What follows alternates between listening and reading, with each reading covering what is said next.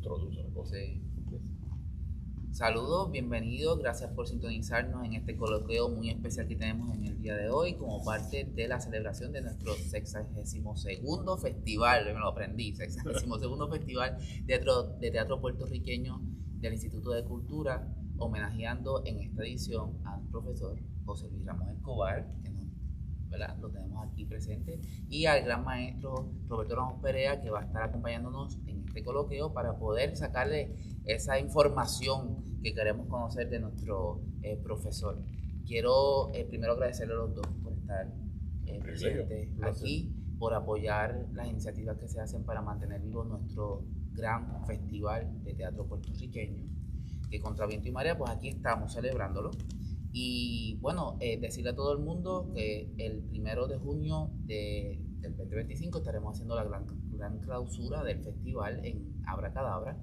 Así que les esperamos a todos, que allí tendremos una actividad para poder homenajear como se merece a nuestro gran profesor José Luis Ramos Escobar. Y sin más, le cedo la palabra al maestro Roberto Ramos Perea, que seguro va a comandar esta conversación de una manera muy interesante. Yo estaré aquí observando y de vez en cuando metiendo la pata. No, caramba, de verdad es un honor y un privilegio que me hayas invitado a compartir esta conversación con mi querido hermano de tantos años, José Luis Ramos Escobar. Y entiendo y siento que el instituto ha hecho un homenaje de honor muy, muy merecido a la figura de quien es hoy nuestro primer dramaturgo contemporáneo vivo más importante de nuestro país. Y eso es algo que hay que hacer constantemente. O sea, el Festival de Teatro Puertorriqueño se creó con la intención de que honrásemos el poder de la dramaturgia puertorriqueña. No solamente el poder de los actores, o de los productores, o de los montajes maravillosos, sino la gente que piensa lo que se pone en un escenario. Y esos son los dramaturgos. La gente que pensamos, que ideamos, que fabulamos lo que sucede en un escenario como este para que el público pueda provocarse, cuestionar, reírse, llorar, gritar, lamentarse y hasta hacer la revolución. Y en eso, mi querido amigo... Menos dormirse. Menos dormirse, por supuesto. Ni hablar por teléfono. Ni hablar por teléfono. Así que mi querido amigo aquí presente ha sido un verdadero maestro en ese arte de poner ideas, importantísimas ideas en los escenarios. Y pues ya que queremos conocerlo, yo me encantaría la primera pregunta que siempre me ha surgido cada vez que nos encontramos. José Luis viene de una familia muy modesta, de una familia trabajadora, de un pueblo del sur de Puerto Rico. De Guayanilla. Guayanilla, muy cerquita de Ponce.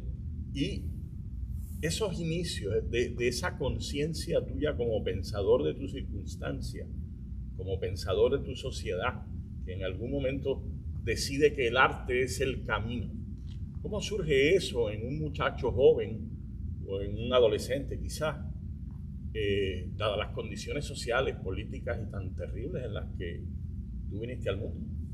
Sí, bueno, yo nací en Guayanilla, pero me crié en Ponce, en una barriada que queda cerca del centro del pueblo, que se llama Bélgica. Ajá.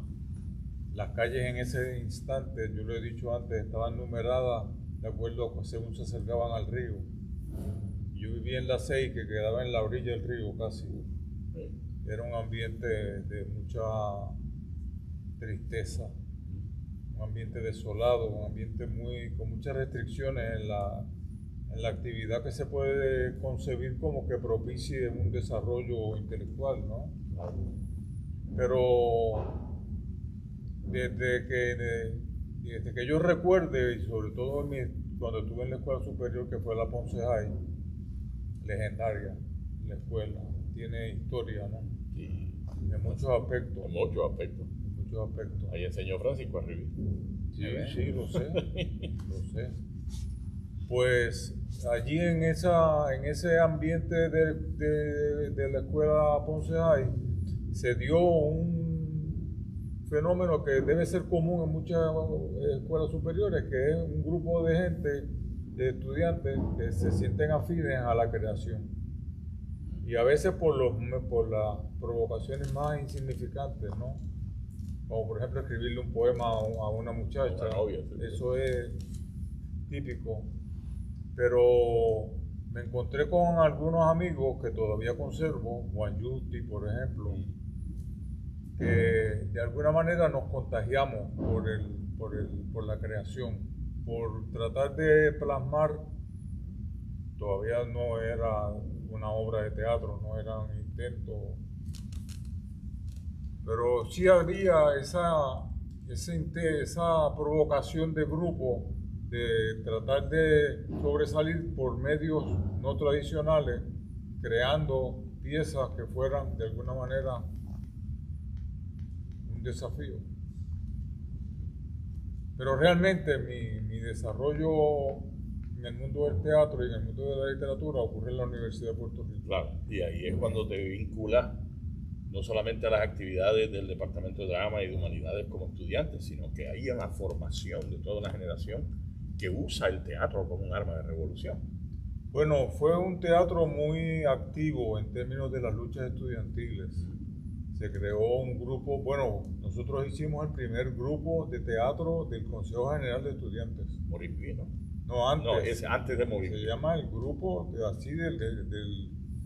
del Consejo General de Estudiantes. Inclusive montamos una obra que invitamos a Victoria Espinosa en aquel momento a dirigir.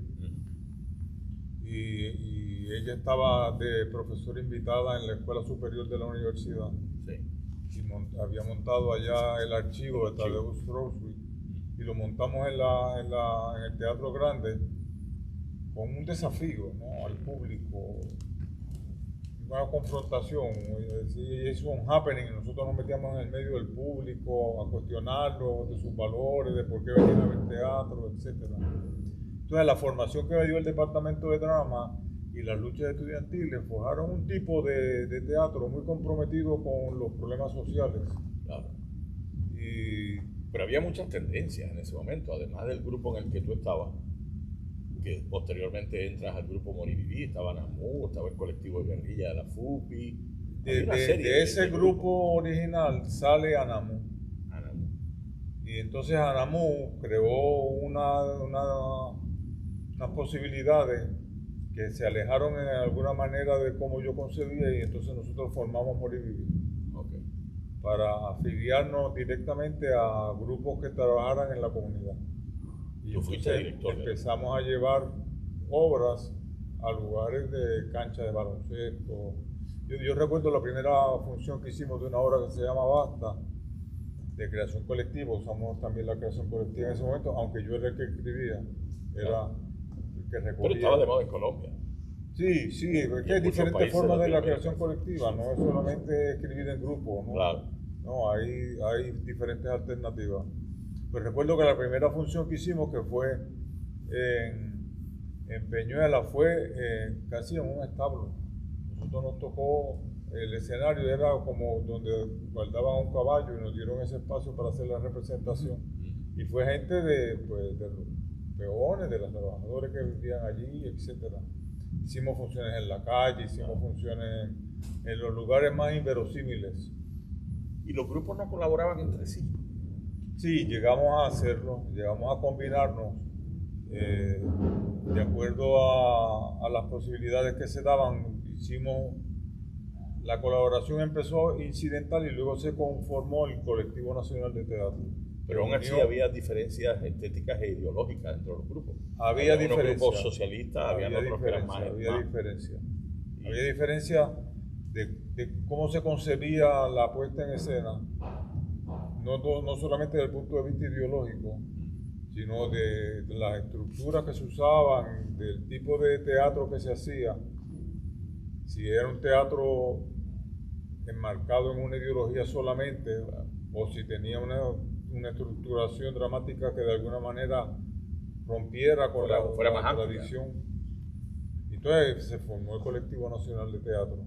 Y hicieron mucho trabajo. Yo he podido registrar y nosotros estuvimos unidos en la fundación del Archivo Nacional de Teatro, que aunque sucede muchos años después, pero en esos inicios del Archivo Nacional de Teatro circularon entre nosotros muchos documentos muy interesantes, tanto de la colección de nuestro hermano Edgar Quiles, de la colección tuya y de los que yo pude recopilar en aquel momento.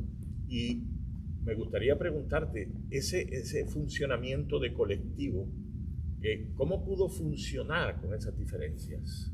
tanto ideológicas y estéticas, y sobre todo diferencia de procedimiento de montaje, de creación del guión, del libreto. ¿Cómo se manejaba eso? Y sobre todo en una época donde las jerarquías estaban canceladas. Tú no podías considerarte presidente ni director, porque todo tenía que ser colectivo. Claro. Nosotros utilizamos los recursos que nos daban los componentes del grupo. Entonces había personas que tenían una formación más teórica. Trajimos también invitados para que nos trabajaran sobre todo la parte corporal, etcétera, tratando de definir una estética de ese grupo en particular. Pero sí aprovechar lo que cada cual tenía. O sea, por ejemplo, recuerdo que estaba Álvaro Colón, estaba unos que eran músicos.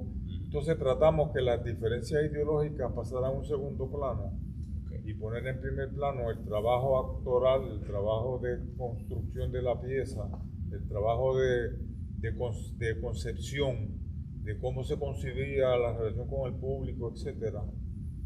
Y eso nos permitió llegar a unos acuerdos de funcionamiento que no impedían que cada cual tuviera su visión. Claro. Y como después cuando se diluyó todo en el 76, pues algunos se fueron a hacer teatro a Estados Unidos, como Álvaro Colón. Y algunos se fueron a estudiar afuera, como fue el caso tuyo. Y Edgar también se fue a estudiar fuera, Michigan. Yo fui a estudiar a Brown. Entonces este rompimiento inició una nueva etapa de ese teatro nuevo que se había formulado a partir del Tajo del Alacrán, digamos, ¿no? Como punto de partida. Sí, y quiero decir que sí, nosotros nos ayudó tener un lugar, un pequeño teatro en Barrio Obrero. En Barrio Obrero, claro.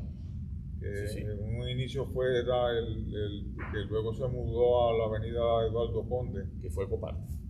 Primero fue Coparte y luego se quemó.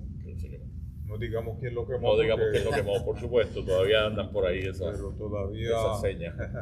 Pero en la avenida Eduardo Conde fundamos un teatro, cogimos una casa y la transformamos en un pequeño teatro y hacemos funciones todos los fines de semana.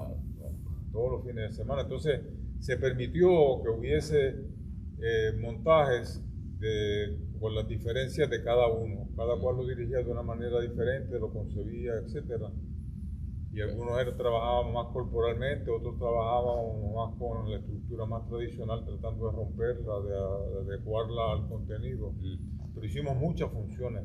En ese teatro que estaba en un lugar comunitario, de lo que es Villa Palmera, etcétera.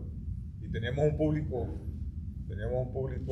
Esto se fue cuesta abajo después de las elecciones del 76. Donde hubo una caída en general de la todos los datos del país. Sí. Y además nos fuimos a buscar rutas individuales, lo que nos fuimos a estudiar. Y había en tu generación, un poquito más viejita que la mía, pero en tu generación había ese sentido de decepción. Sí, lo hubo. Como que fracasamos, nos esforzamos, pero fracasamos en el intento de hacer una revolución teatral o ideológica en el país. Nos sentimos profundamente decepcionados. Fue unas expectativas que se quedaron en el aire y no cuajaron finalmente. Y habrá que esperar cuando regresemos lo que fuimos a estudiar, que entonces empecemos a escribir nuevamente, esta vez desde cuando nace la nueva dramaturgia. Sí, ahí nace la nueva dramaturgia. Y háblame de esa... Por la aportación que venía de tu grupo, ¿no? Claro, de la generación mía, que es un poquito, como te dije, un poquito menor que la tuya. Sí. Pero te fuiste a Brown University. ¿Qué terminaste allá? ¿Cuáles fueron tus expectativas? ¿Cómo cambió tu perspectiva desde que fuiste a Brown University? Yo estudié literatura dramática, aparte de literatura en general. Pero hice mis concentraciones en literatura dramática, de manera que me nutrí más de la teoría y me fortalecí ese ámbito que no tenía tan dominado, de las teorías teatrales y de los experimentos que se habían hecho. Estudié teatro irlandés, estudié diferentes manifestaciones y me puse en contacto con un grupo que tiene un teatro en Providence, donde yo vi el mejor montaje que he visto en mi vida de Esperando a Godot, el mejor de todos. Entonces eso me daba el ámbito de la actividad teatral viva, ¿no? Aparte de la teoría que estaba. Ese montaje era legendario porque lo hicieron en un cementerio de automóviles, lo que se llama un junker. Yo me acuerdo que el árbol eran dos parachoques así cruzados. Dos bumpers. Sí. Bueno, pero esa obra influenció toda la dramaturgia. Bueno, pero fíjate el final nada más porque se me quedó grabado, ¿no? Trinity Square se llama el teatro. Ajá. Que pertenece a Brown, ¿verdad? ¿No? ¿Ah? Esa compañía pertenece a la Universidad de Brown. Si tiene la maestría en teatro, está Ligada a esa coordinado con ellos. El final era bien interesante cuando Vladimir dice nos vamos, sí, nos vamos. Salían y corrían y se montaban en un carro viejo que no tenía ruedas. No iban para ningún sitio. Sitio. Qué estupendo. Una imagen contemporánea Claro. de aquel momento, ¿no? Sí. Para la propuesta de Becker. Bueno, y Esperando a Godot influenció grandemente el teatro puertorriqueño. La obra El Circo, que se va a presentar como parte del Festival de la Riviera en la Riviera, está influenciada por Esperando a Godot de Méndez Ballester. Bueno, todo el mundo se influenció por esa obra. Por Beckett, y los franceses. Ionesco y toda esa gente. Y Ionesco. Al regresar de Brown, yo recuerdo que nos convocamos, tú, yo, Aquiles, y fundamos una revista, Sí. ¿te acuerdas? Que se llama Intermedio de Puerto Rico, que pretendía de alguna manera poner al día la discusión teórica y la discusión sociológica de lo que estaba pasando en el teatro. Y junto con la fundación de la revista fundamos el Archivo Nacional de Teatro y Cine. Bueno, de cine fue después, pero el Archivo Nacional de Teatro en un espacio que nos dio la Fundación René Márquez, si mal no recuerdo. Ese momento en que nace este proceso de la nueva dramaturgia, tú contribuyes con una experiencia que muy pocos de nosotros teníamos, la conocíamos, ¿no? Pero, ¿qué te pareció en ese momento ese nuevo despertar, esa posibilidad de que el teatro puertorriqueño reforzara sus fortalezas con la dramaturgia particular, no ya con la colectiva que tú habías trabajado, sí, sino con la particular, con las ideas de cada uno de nosotros, nuestros textos dramáticos, nuestras propuestas escénicas, de las que realizamos muchísimas, y la pretensión de constituir un movimiento que rompiera y fracturara todo lo que venía después. Éramos atrevidos. Éramos muy atrevidos. Y sobre todo éramos un poco soberbios también. Nos enfrentamos a mucha gente. Pecamos de eso yo lo reconozco. Pero es que había que hacerlo en esa época.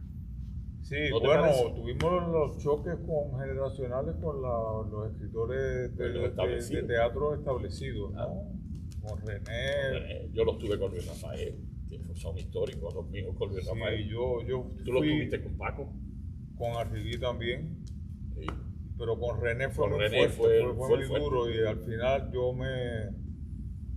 inclusive yo llegué a enseñar un curso en la universidad a nivel doctoral de estudios hispánicos sobre René Márquez, porque yo reconozco la contribución que hizo René al teatro puertorriqueño, el gran escritor del momento. Indiscutiblemente. Pero se cruzaron palabritas interesantes. Tú me llamaste pendejismo lírico en algún momento. Lo dijiste. Sí. El pendejismo lírico del teatro de René Márquez. Cuéntanos de esa polémica un poquito. Fue que él fue a ver una producción nuestra, no recuerdo, creo que fue el Archivo en aquel momento, y dijo que nosotros estábamos copiando las estructuras del teatro norteamericano y que estábamos colonizados por haber hecho un happening, ¿no? Un happening. No desconocía él lo que eran las influencias. ¿Cuál era su problema? Él que había escrito el apartamento, y la casa sin reloj. La casa sin reloj.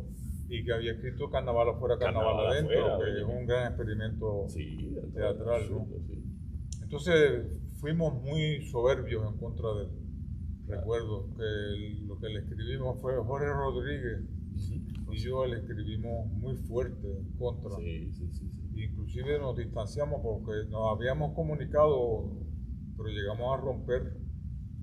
Pero yo llegué a visitarlo ya años después allá Esas luchas a generacionales Cubuy. siempre van a existir. A Cubuy. Y es bueno que ocurra. ¿Se subsanó la diferencia al final? ¿Hubo un diálogo final? Hubo más comunicación manteniendo las posiciones, Claro. ¿verdad? Nosotros pensamos que el teatro rompe con las barreras nacionales cuando los movimientos trascienden las estructuras insularistas y las estructuras que están limitadas a una visión de un solo, de una unidireccional, ¿no? Claro. Pero claro, con el gran escritor que él fue y que era un cuentista, ¿verdad? Bueno, él ganó en una ocasión en el Ateneo 4 de los 5 premios. 4 de los 5 premios. Eso es así. No, No, era un gran escritor. Sí, Gran escritor. Tenía montones de contradicciones ideológicas y tenía una personalidad bastante compleja, pero era un gran pensador. Era un gran pensador indiscutiblemente. Yo fui fellow de la Fundación René Marqués y sabemos de lo que estamos hablando. sí, pero hay que reconocer que como individuo hizo una gran aportación al indiscutiblemente. desarrollo del teatro en Puerto Rico porque Indiscutiblemente. supo experimentar y no repitió. Fíjate, él escribió La Carreta en ese lenguaje Sí. que es Sí, lo claro. escribió como se sonaba, un lenguaje fonético, etcétera. Nunca Claro. lo repitió. No repetía fórmulas. Claro. Buscaba siempre nuevas alternativas, nuevas posibilidades. Y a mí me parece que ese es un proceso que hay que seguir. No, yo creo que cuando se toma el tiempo de poder presentar algo que responda o cuestione, algo que una persona haya puesto, porque la aportación es innegable, ¿verdad? Claro. Si no, ni siquiera se tomarían el tiempo de cuestionar. Pero yo creo que esos choques son importantes porque son los que hacen crecer. Claro. O sea, cuando tú confrontas a un autor, no solamente celebra su contribución, sino también le cuestiona. ¿Por qué dices eso en este momento cuando hay otras cosas que también están surgiendo en tu ambiente que quizá merecerían más tu atención o merecerían más tu dedicación? Y eso fue lo que han hecho varias generaciones, lo que hizo tu generación, lo que hizo la mía. Nosotros confrontamos muchísimo a Luis Rafael Sánchez, confrontamos muchísimo a los críticos, a Ramón Figueroa Chapel, tú recuerdas a Ramón Figueroa Chapel perfectamente. Claro. Y te quería preguntar entonces en ese sentido, ¿cómo tú has visto que los choques generacionales, de los cuales tú, yo, fuimos partícipes, han determinado el rumbo de nuestra dramaturgia? Bueno, es un proceso dialéctico, ¿no? De tesis, antítesis y síntesis, que al chocar la tesis y la antítesis producen una nueva posibilidad, que es la síntesis. Y yo creo que si algo aprendimos de la confrontación generacional con los escritores establecidos, es el trabajo con la estructura dramática, el trabajo profundo de la relación entre contenido y forma, que la forma es contenido en sí misma. Y eso lo desarrollamos luego en la dramaturgia individual en los 80 y en los 90. Porque se dio ese choque. Quizás no se hubiese... Si no se dio Nosotros el choque, rompimos con muchas estructuras tradicionales, claro, en términos de estructura. claro. Yo todavía estoy esperando algún estudioso que busque esas rupturas y qué pasó con la propuesta. ¿Y por qué pasó? Claro. ¿Y por qué pasó? Y yo siento que tanto tu generación como la mía recibió muchas influencias muy positivas de nuestro contacto con Latinoamérica, con los dramaturgos de Latinoamérica, con los Sí. dramaturgos españoles sobre todo. Claro. Sobre todo tú que tienes muy buena comunicación con los dramaturgos latinoamericanos, yo la tengo muy buena con los españoles. Y todas esas influencias de alguna manera determinan unos cambios en este país. Abrirse a Latinoamérica, abrirse al teatro, a las corrientes que había de Colombia, de Argentina, de Brasil, fue un paso determinante, porque si no, como hubiésemos quedado anquilosados Totalmente. dentro de nosotros mismos. Sí. Y ellos trajeron propuestas que eran bien estimulantes, que no es para copiarlas, No, porque es que no hay manera, porque los ambientes son diferentes. claro, Pero sí estimulan a la nueva búsqueda. Sí Claro. estimulan a la nueva y búsqueda. eso produjo grandes festivales internacionales, una muestra mundial de teatro, Ya lo etcétera. creo, sí. Pero aquí En su vino momento. Enrique Buenaventura, mostró el fantoche de Lusitania, aquí vinieron los grupos españoles, aquí vinieron Aquí vino Osvaldo Dragún con historias para ser contadas. Sí. Y ese contacto nos enriqueció. Yo tengo una foto de 1988 saliendo del Hotel Tecandama a ver el Festival de Teatro de Bogotá. Y está, que acaba de morir hace poco, Juan Margallo. Está Fermín Cabal. Está Tito Cosa. Está Edgar Quiles. Y está un compañero dominicano de Isla. Y estoy yo. O sea, ahí está. Ahí tú tienes ese conjunto de posibilidades, ¿no? De intercambio que enriquece muchísimo. Claro que sí. No, y bueno, y los viajes, y los congresos a los que hemos No, asistido tanto tú como yo. Eso yo lo echo de menos ahora. Yo lo echo de menos también, pero cuántas veces nos encontramos en Cádiz, en Caracas, claro. En los congresos del GEDI. Bueno, yo llegué a estrenar una obra mía, se estrenó en Caracas antes que en Puerto Rico. Fue el Olor de Popcorn. Sí, bueno. También de mí se estrenaba allá, en Caracas se estrenaron mucho teatro puertorriqueño, me han estrenado como 6 o 7 piezas allá.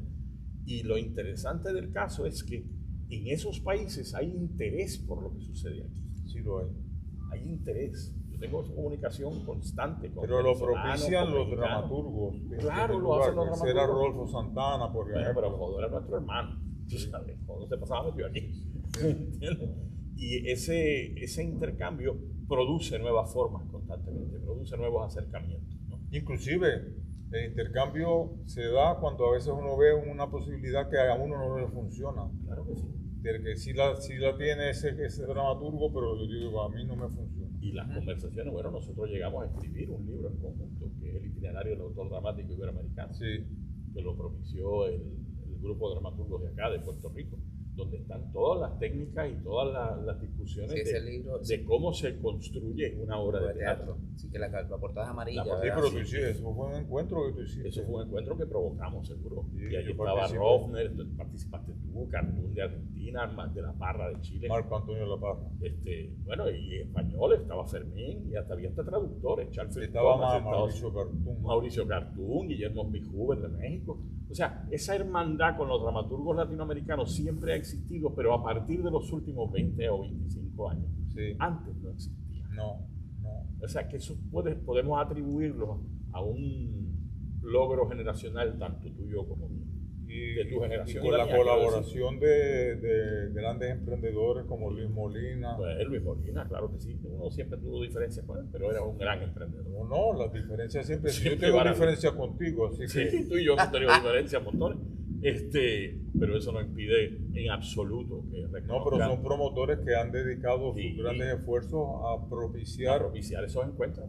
Esa dramaturgia de encuentros latinoamericanos que nos ha enriquecido tanto. ¿Y qué te parece, ya que estamos hablando en esos términos, una vez la nueva dramaturgia adquiere su madurez, deja de ser joven, como nos llamaban algunos de los detractores, ¿no?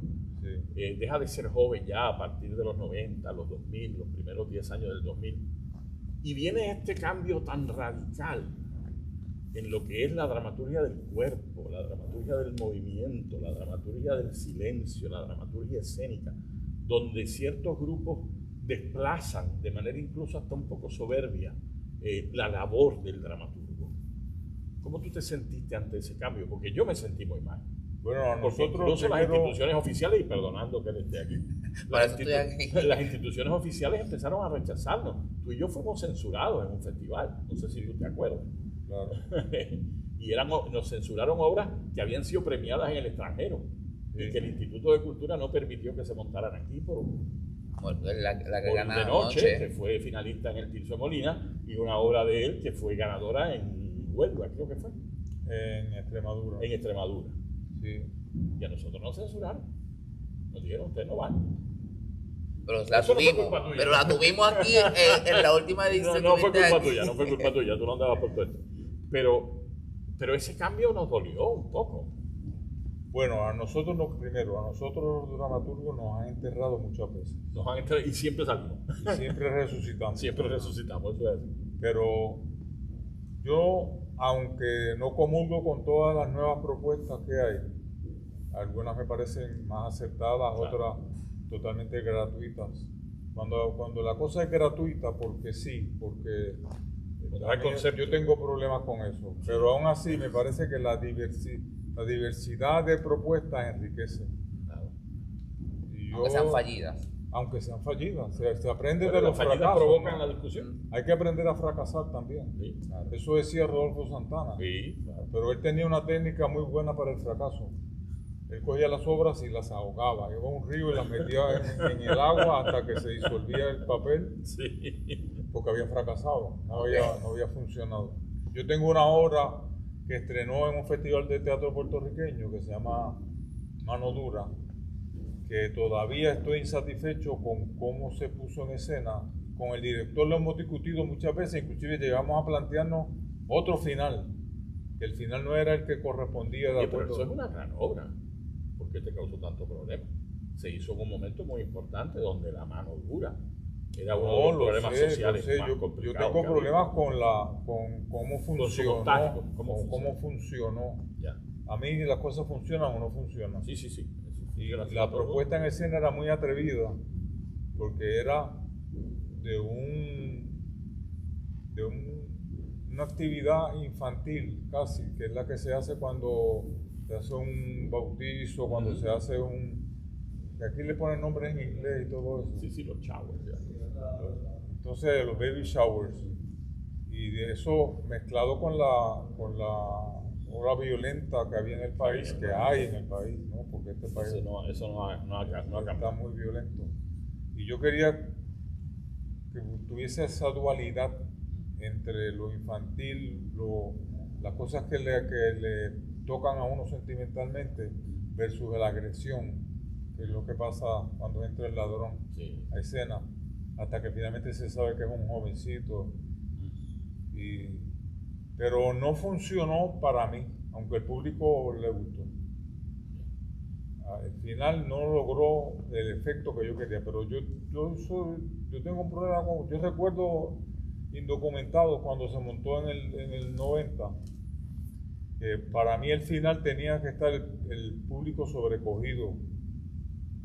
Y yo iba a ver las funciones, yo vi la primera función, el resto del tiempo fui a ver al público.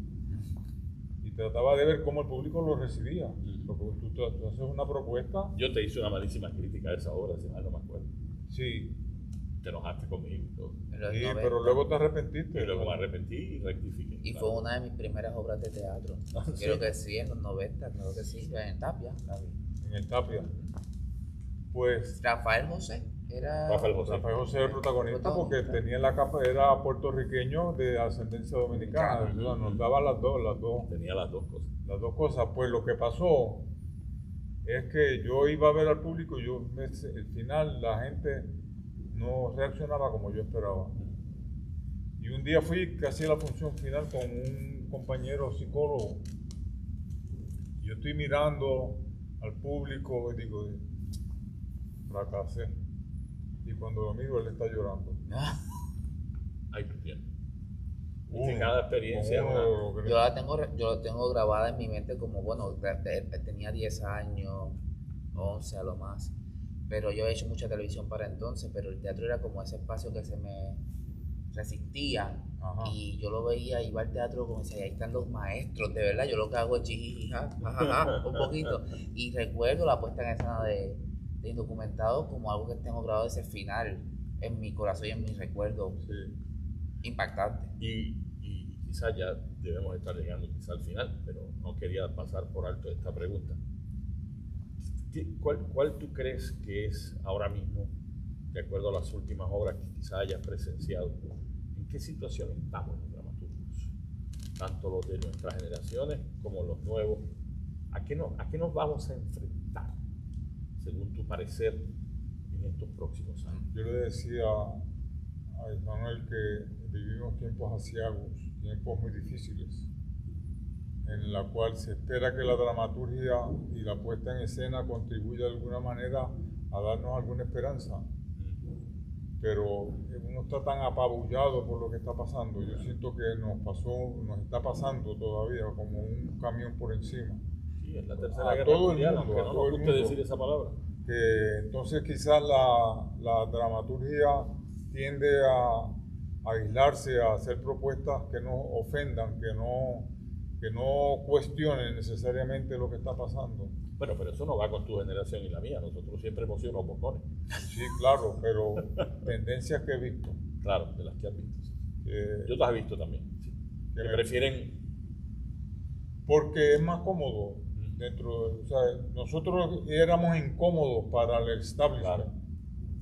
Y de alguna manera buscábamos alternativas. Yo tengo obras que yo no creo que de las que he escrito a nivel individual que fueran ideológicamente concebidas. No partía de la ideología, partía de la situación dramática, partía del problema que quería plantear en la situación. Y creo que algunas propuestas contemporáneas evitan ese cuestionamiento del problema social. La confrontación con la misma sociedad de la que parte. Sí, sí. Y prefieren quizá la enajenación o la diversión o el entretenimiento. Eso no quiere decir que el teatro no deba entretener. Siempre debe entretener. Siempre debe entretener. Eso lo decía Bertolt Brecht, o sea, claro, el entretenimiento. Pero hay formas de entretener, ¿no? Y una de las formas de entretener es cómo se entretiene. Y yo soy de los que pienso que nuestro oficio, tanto el tuyo como el mío, que lo hemos practicado juntos tantos años, tiene una responsabilidad con el país. Tiene una responsabilidad con la sociedad de donde parte. ¿No compartes esa idea? Sí, pero como te digo, cuando está pasando el camión por encima, yo me puse a escribir una obra hace poco y me sentí, cuando la terminé, la volví a leer, se la di a leer a mi compañera, me dice, esto es una obra triste. Y es que uno está apabullado, uno está tratando de entender para dónde va el mundo. Y como yo respondo a ello, pues a veces estoy evitando la nostalgia, porque me parece que no es momento de nostalgia. Pero lo que escribo no me satisface con una visión que sea más global, que tenga mayor impacto. Me parece que estoy respondiendo de una manera defensiva. Claro. Escribiendo así, no voy a ver todas las alternativas posibles en la obra, de acuerdo a la situación dramática, sino que me voy a ir siempre por la parte del infierno de la Divina Comedia. No llego al paraíso. Ya, yo tengo una versión del infierno puertorriqueño que la monté en el Ateneo hace unos años, se llamaba así mismo Infierno. Pero yo pienso que hay unos temas que hay que enfrentar, que nuestras generaciones tienen esa responsabilidad de enfrentar esos temas y no huir de ellos. Y quizá esa decepción que te causa a ti, pienso yo aquí dándole vuelta a la cosa, es porque ya nosotros somos mayores. Ya tú eres mayor, yo soy mayor, ya no tenemos mucho miedo a que nos cancelen o a que el instituto no nos dé chavos para hacer las obras. ¿Tuviste miedo alguna vez tú de eso? Lo tuvimos, claro que sí, lo tuvimos. Porque ahora no hay los mecanismos de censura que había antes. Era peor. Antes hay gente inteligente como tú dirigiendo esta oficina, pero antes ya, había brutos, antes había unos becerros dirigiendo la cultura en este país. Y nosotros le teníamos miedo a que no pudiésemos encontrar los foros para expresarnos. Por eso fuimos víctimas de censura, muchas veces, ¿no? Incluso no solamente censura oficial, sino censura de nuestros mismos pares. ¿Ok? Pero nosotros también censuramos. Pero por supuesto, censuramos todo lo que nos impedía a nosotros expresarnos. Por eso. ¿Ves? Porque ahora la censura tiene su ley toma de... y dame, tú Siempre toma y hay que dame. escoger, Claro. no puedes abarcarlo todo, siempre hay unas cuestiones que van a estar en pro, en contra. Pero tú no piensas que a la edad que ya nosotros tenemos, que ya nosotros somos, nos dicen por ahí la vieja generación, ya no tenemos que tener miedo a las cosas que decimos en un escenario. No es miedo, es como el ambiente general de la sociedad te crea un estado anímico que condiciona lo que tú escribes. Eso es lo que me preocupa. No el miedo a la censura, no el miedo a que las instituciones te apoyen o no te apoyen. Yo siempre he creído que quien esté, no me preocupa quién esté, me preocupa que tenga el compromiso con el desarrollo del teatro y de la cultura en este país. Claro, claro. Y en ese sentido he sido un defensor del instituto porque creo que esa es su misión fundamental, estimular la creación, facilitarla, no la que esté de acuerdo contigo, no la que tú te guste, No, es la que hay que hacer. En general, claro. Y por eso estamos aquí tú y yo sentados, porque entendemos que esa tiene que ser la misión del instituto y vamos a proteger al instituto, no solamente porque es el instituto, sino porque fue la visión de gente más vieja que él y yo, que sabía eso en carne propia, que la misión era sostener el espacio para las ideas, sostener todas el espacio, las todas las ideas. Y esto lo fundaron los populares, esto lo sabemos, ¿no? Pero aún así, esos primeros populares, Ricardo Alegría, Gil, qué sé yo, tenían esa idea de que el escenario tenía que ser un espacio de confrontación. Y el mismo Paco Arribí, con todas sus cosas, yo siempre pienso que era más nacionalista que popular, pero con todo su bagaje nacionalista y popular, era abierto a las ideas. Que tenía actitudes, digamos, un poquito, pues sí, quien no las ha tenido cuando ocupa un escritorio. Sí, pero algo que yo descubrí en Arribí es la capacidad que él tuvo cuando en el momento de confrontación trató de ver la otra parte. Oh, sí. Y en ese sentido no se cerró a posibilidades. Había estado cerrado y abrió la puerta. Claro que sí, claro que sí. Yo recuerdo una obra que yo dirigí que se llamaba 31 de mi hermano Jaime Ríos Ford, que Arribí no la quería incluir en el Festival del Nuevo Dramaturgo. Pero la incluyó al final. Se incluyó después de una pelea.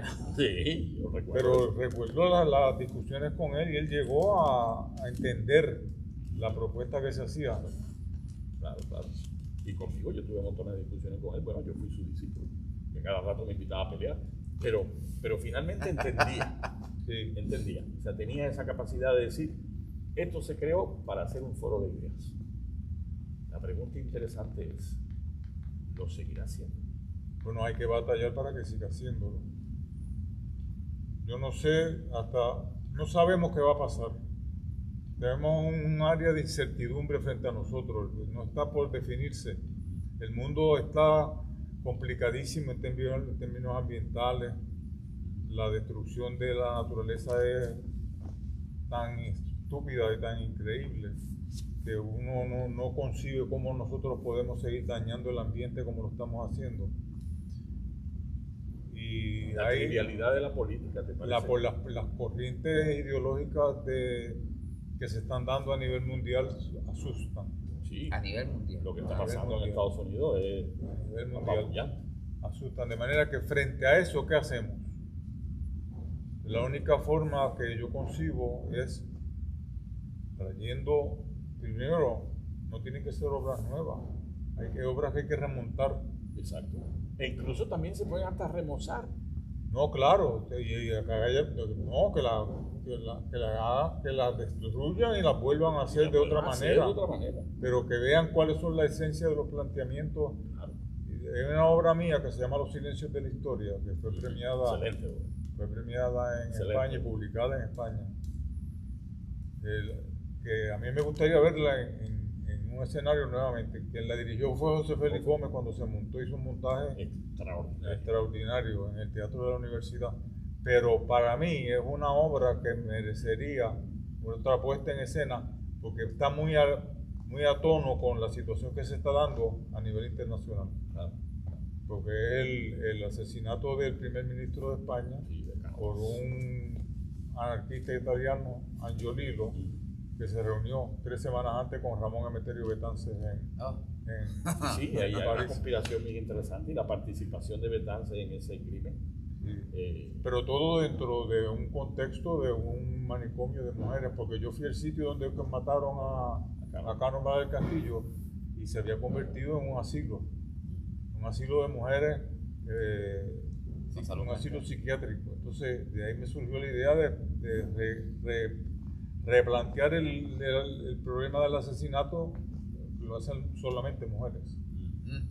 Es una obra que a mí, está publicada, la publicó la Universidad de Vamos a ver si en un festival próximo de teatro. Este festival debe haber festival de teatro puertorriqueño tuvimos el olor de popcorn recientemente, precisamente con una nueva lectura. El año pasado. Fue una nueva propuesta. Una nueva propuesta. Con dos dos actrices en lugar de un actor y una actriz. que va muy a tono con muchas corrientes contemporáneas. O sea, eso lo dirigió Gustavo Ramos Perales, mi hijo. Tu hijo, que es uno de los mejores cineastas. Y él hizo la propuesta de las dos mujeres, que a mí en un principio me alarmó, porque la obra está concebida muy masculinamente. Muy masculinamente. Pero se puede ser muy masculino también desde una mujer a veces en ocasiones. Pero no es fácil. No es fácil.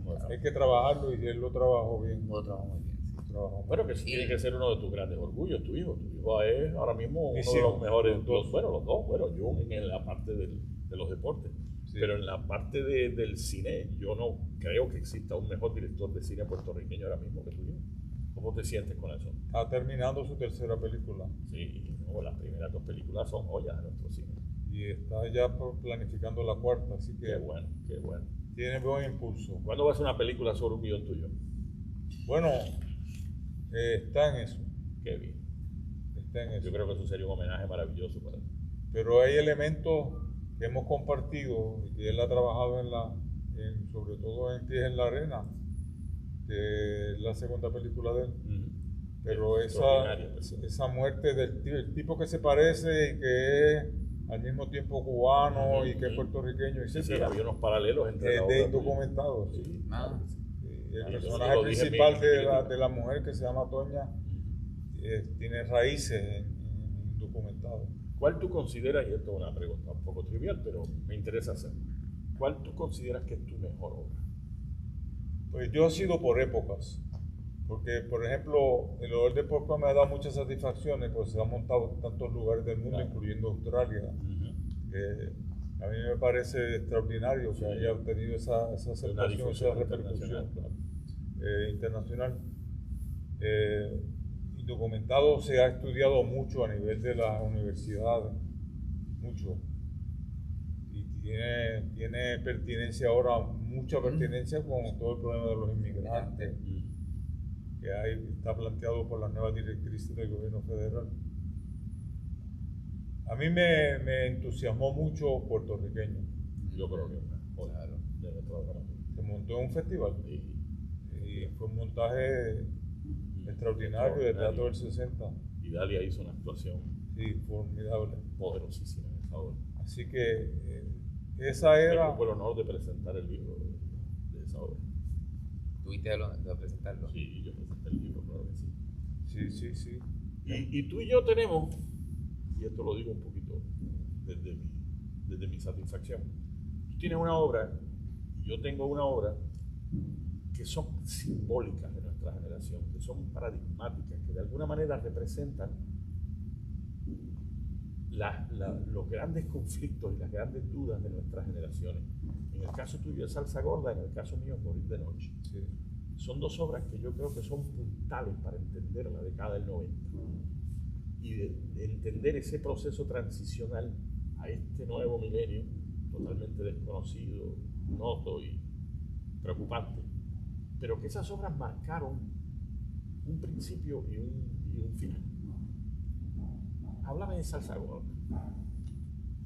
Esa obra se estrenó en finales de los 90, pero fue como parte del festival luego en el 2003, 2004. 2003, 2004, sí. Creo Pero se que- estrenó en los 90 y la concebiste. Se en los estrenó 90. en los finales de los 90. Y a mí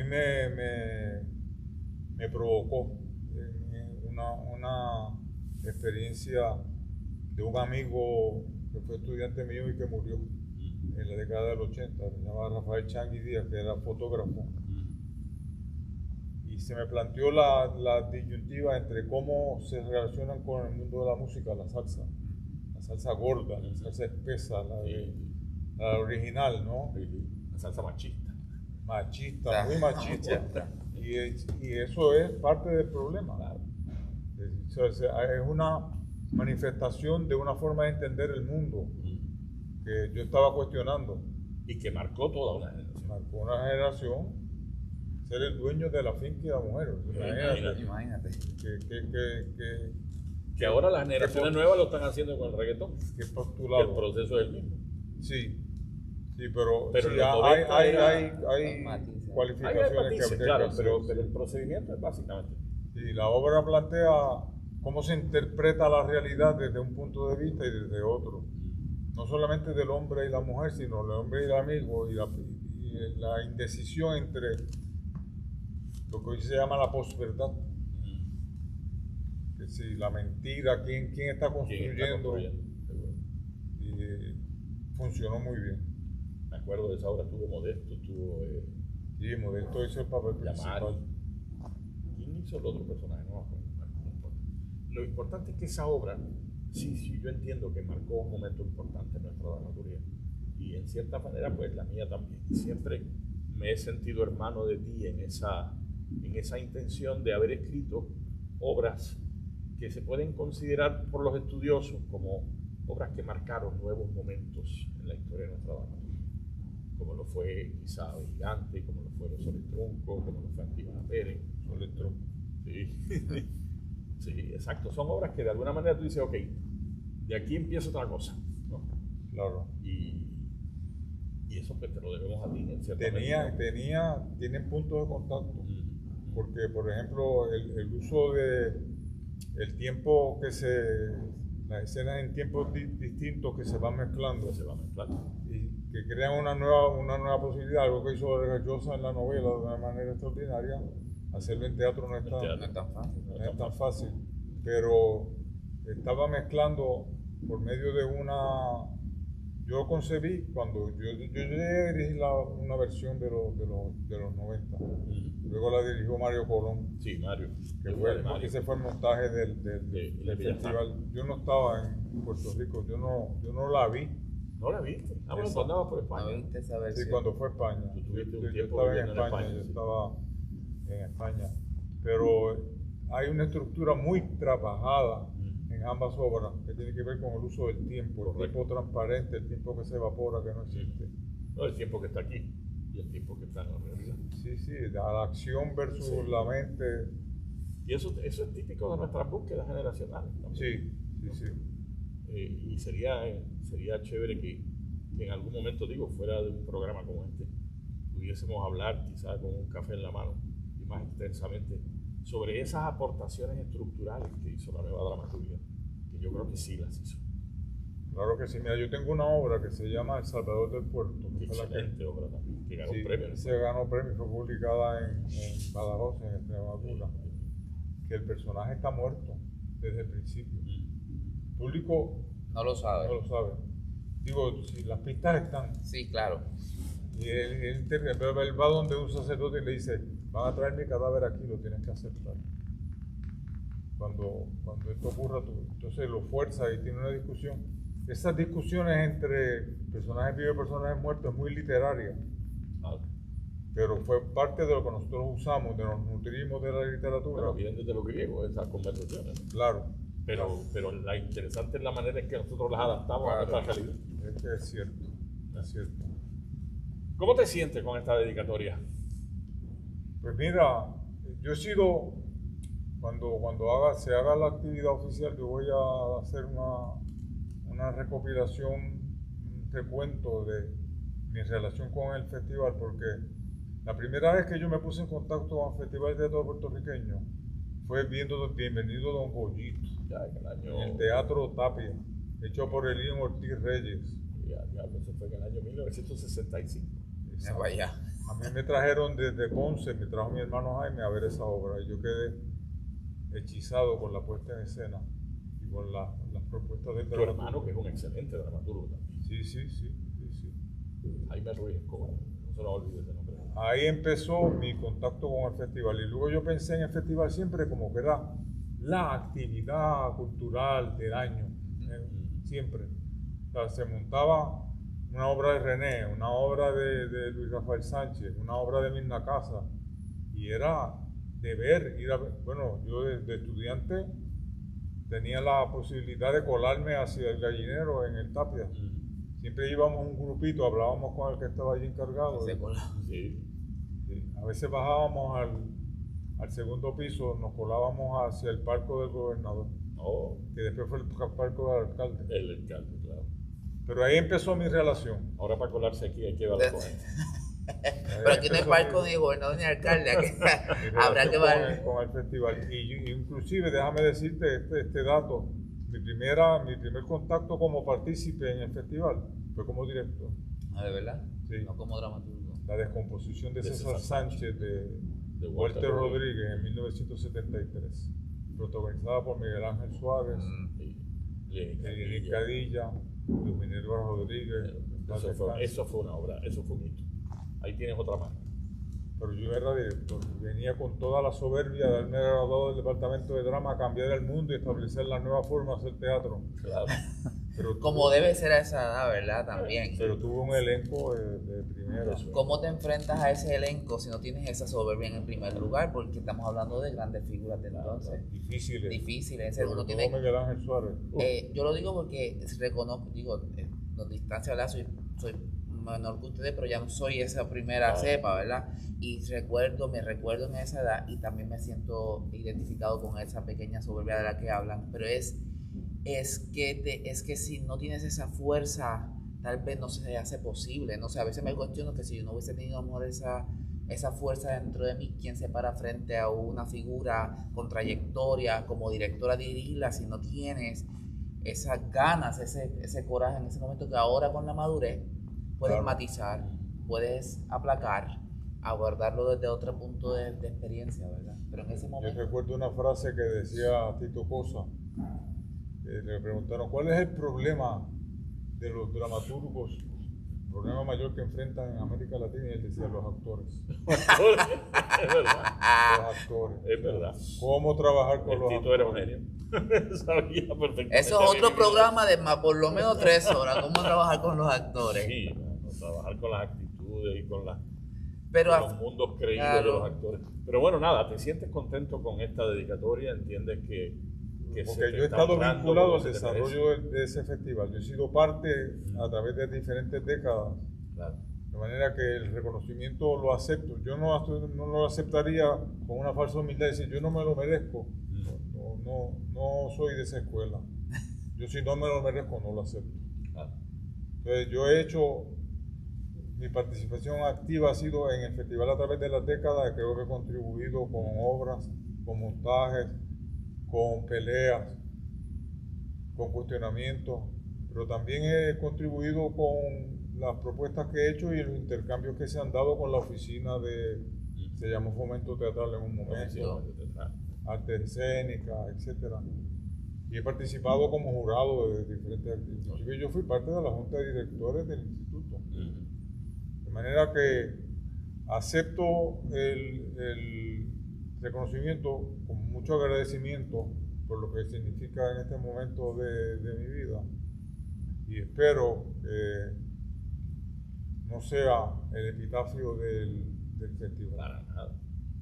Queremos que el festival siga el año que viene, que contribuya de una manera activa, de una manera... Eso es lo que yo le digo a que aunque Trump corte los chavos, seguimos haciendo el festival contra viento y marea como se pueda. Claro. Bueno, es que es un deber.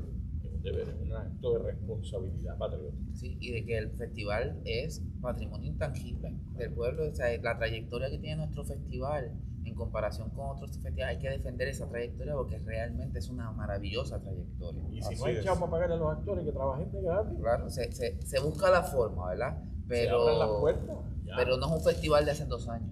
No, es un festival con un gran pedigrí. Oye, y eso lo crearon gente que sabía cuál era la responsabilidad histórica que esto tenía. Nadie se plantea si debemos o no preservar, ¿verdad?, un edificio histórico que tiene un bagaje cultural. Pues lo mismo para nuestro festival, que tiene un bagaje importantísimo que en un momento dado se convirtió en el evento social del año. Así era.